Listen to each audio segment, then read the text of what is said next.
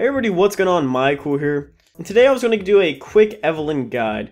Now, Evelynn has been a great jungler for many years. She is a sneaky opponent and can catch people off guard a whole lot. She goes invisible, can deal great hybrid damage very well. At the same time, she is a great counter jungler. She has great damage and can turn into a sustainable off tank. For runes, I like to go 9 AD marks, 9 armor seals, 9 AP scaling glyphs, but you can swap these for cooldown reduction or flats, but I just like the AP scaling glyphs. And you can get 3 AP quints. For masteries, I go 21 and 9, and both of these pages will be in the description below. It would be pretty hard to go through all of Evelynn's abilities in just this video, but just to be simple, I'll just go through them very briefly. Now, her passive is Shadow Walk, and this is pretty much what makes Evelynn Evelynn.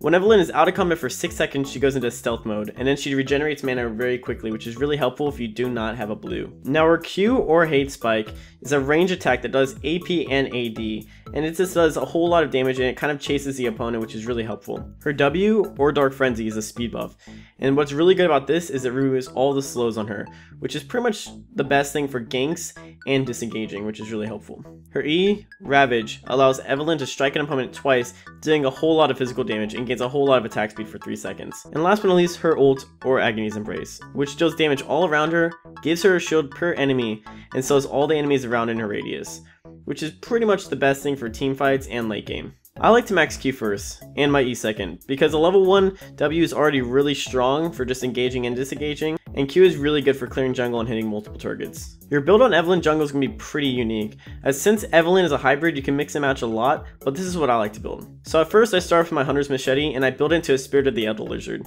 You can go Spectral Wraith, which I've seen some people do, but since patch 4.5, 4.6ish, I pretty much do not recommend it. Then my boots, I usually build Ninja Tabbies or Merc Treads. Unless you're really far ahead, you can build Sorc Shoes, but I don't really recommend that. But since usually you're going to deal with a lot of CC, I just like to build the Tenacity, so I get Merc Treads. Your next item is going to be completely your choice.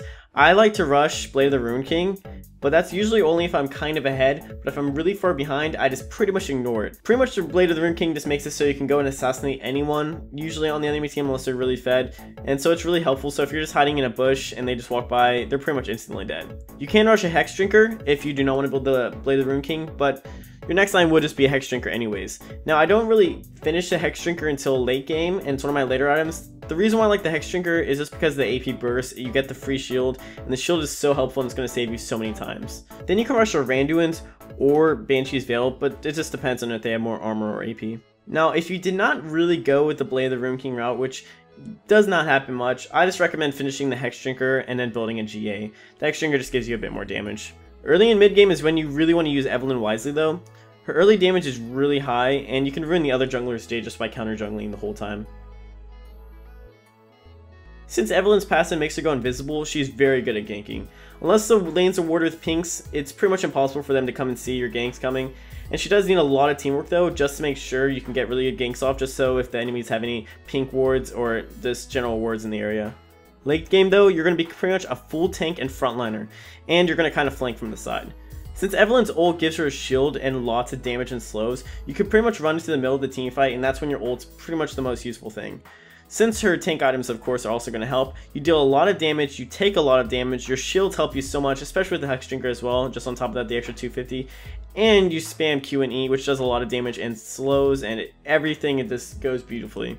Evelynn is definitely a strong champion if played right. She's an excellent solo queue champ. I've gained so much elo with her, and she's also probably one of the most fun champs to play. Now, thank you guys for watching. If you would like to see more, please subscribe and comment below, and even like the video. If you want to suggest a champ, just let me know below. I'm really interested in seeing if you guys want to give me any suggestions, and I'm pretty much an open book.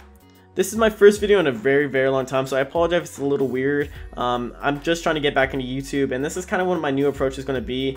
League of Legends for right now, since it's my favorite game. And if you guys have anything else suggested, I am open ears, just starting back up, and I'm really glad that I am. So thank you guys for watching once again, and I will see you later.